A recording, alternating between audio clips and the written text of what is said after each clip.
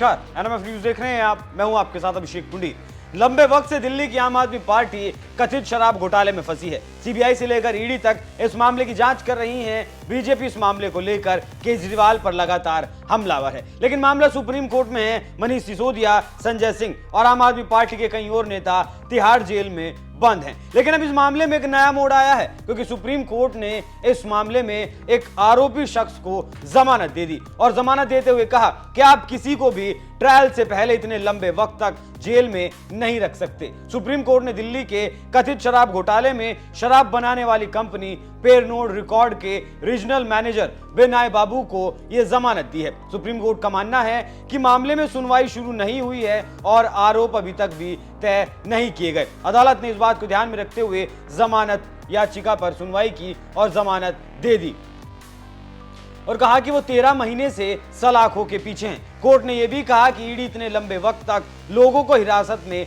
नहीं रख सकती। तो ऐसे में अब सवाल उठता है कि क्या राज्यसभा सांसद संजय सिंह और दिल्ली के पूर्व डिप्टी सीएम मनीष सिसोदिया का अब क्या होगा, क्योंकि मनीष सिसोदिया इस साल की शुरुआत से जेल में बंद हैं, मतलब फरवरी से वो जेल में बंद हैं और अब तक कई बार जमानत अर्जी पर सुनवाई होने के बाद भी उन्हें जमानत नहीं मिली। वहीं संजय सिंह की जमानत पर भी कई बार सुनवाई की जा चुकी है, लेकिन संजय सिंह को भी जमानत नहीं दी गई। तो जैसे कि अब सुप्रीम कोर्ट ने कहा है कि आप बिना ट्रायल के लंबे वक्त तक किसी को जेल में नहीं रख सकते, तो क्या अब इन दोनों को भी जमानत मिलने वाली है या जमानत मिल सकती है?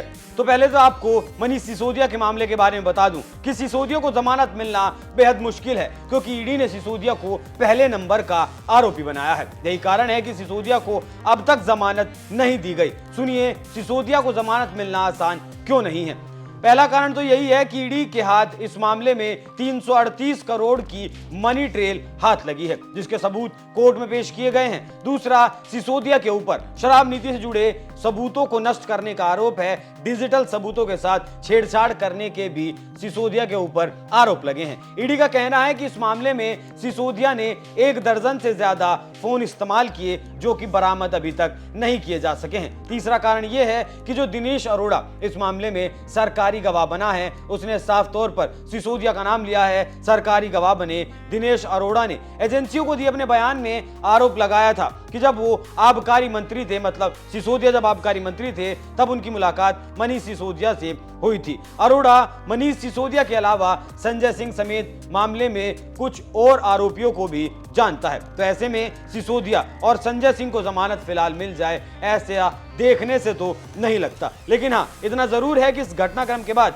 दिल्ली के मुख्यमंत्री अरविंद केजरीवाल प्रेस कॉन्फ्रेंस करने जरूर आएंगे और कहेंगे कि एक फूटी कोड़ी का घोटाला नहीं किया गया और इस बात को प्रचारित किया जाएगा कि सुप्रीम कोर्ट ने कहा है, लेकिन ये नहीं बताएंगे कि ईडी ने सिसोदिया को शराब नीति का सरगना बताया है। कई और तरह के आरोप लगाए हैं संजय सिंह ने ईडी के खिलाफ। अब अगर बात संजय सिंह की करें तो संजय सिंह के खिलाफ ईडी ने 60 पन्नों की पूरक चार्जशीट दाखिल कर दी है। ईडी के सूत्रों के मुताबिक आरोप पत्र में एजेंसी ने आरोप लगाया है कि संजय सिंह अन्य आरोपी व्यक्तियों की मदद करने के अलावा साजिश मनी लॉन्ड्रिंग में शामिल थे। ईडी ने अपने आरोप पत्र में एक और व्यक्ति को भी आरोपी बनाया है, हालांकि उसके नाम का अभी तक खुलासा नहीं किया गया। तो अगर आम आदमी पार्टी सोच रही है कि सिसोदिया और संजय सिंह भी बाहर आ जाएंगे, तो ऐसा मौजूदा घटनाक्रम को देखते हुए तो नहीं लगता। वहीं आखिर में आपको यह भी बता दूं कि केजरीवाल को भी ईडी नोटिस भेज चुकी है, जिस पर केजरीवाल ईडी के सामने पेश नहीं हुए थे और उम्मीद ऐसी है कि जल्द ही ईडी केजरीवाल को दूसरा नोटिस भी